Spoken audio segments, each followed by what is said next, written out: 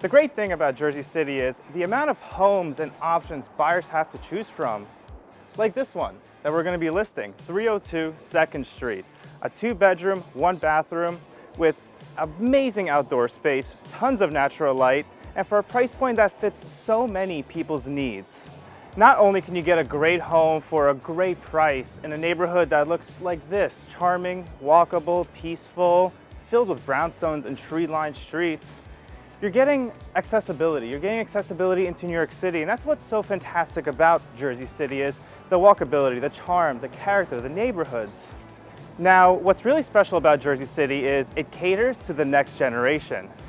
A lot of people are starting to move away from private transportation, or at least private transportation is evolving. The necessity for a private car and a car per person in a household is not necessarily a thing people need as much. People are looking for walkability, and walkability is not just being able to walk somewhere, it's also enjoying your walk and being able to get there in a reasonable amount of time. Being able to walk to a restaurant in 5 to 10 minutes, being able to get onto a train in 10 to 15 minutes to get you to exactly where you want to go, whether that's work, restaurants, or just to enjoy a beautiful city that you already live in and you don't have to go anywhere else. That's what people are looking for, and Jersey City is a home for that. Now, Jersey City is technically considered a satellite city of New York, but it's far from a satellite city. We have our own skyline that rivals that of many other skylines of major cities throughout America. We have more wide open streets, cleaner streets, a better place to live overall, a better place to call home. It's not just that commuter location that you're A to B, in your home, at work, at the restaurant, at home. This is the kind of place you can actually call home. The neighborhood is your home, not just the place that you live. The entire city is, where you can walk and be comfortable wherever you go, and you're gonna enjoy the environment around you.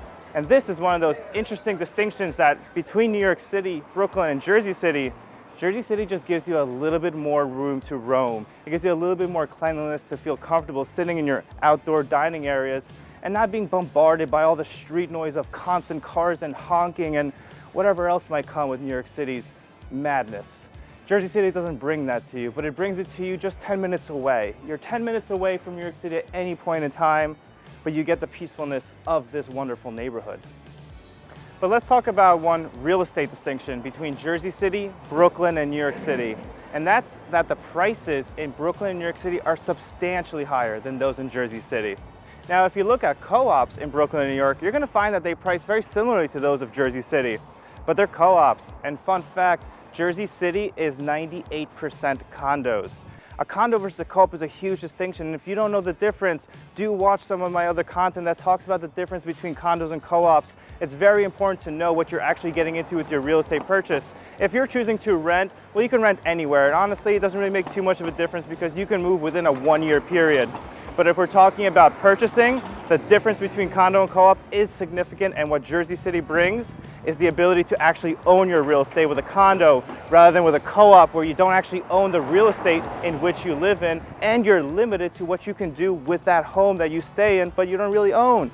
So when it comes to making a home purchase, do purchase a condo, not a co-op. And of course, you can't always purchase a condo in New York City because it's out of the budget, but at least try to. At least maybe make a venture to Jersey City and Hoboken and give that an attempt, because you'll find that the benefit of a condo so far outweighs the benefit of a co-op, even on tax purposes. Do look into that with your accountant.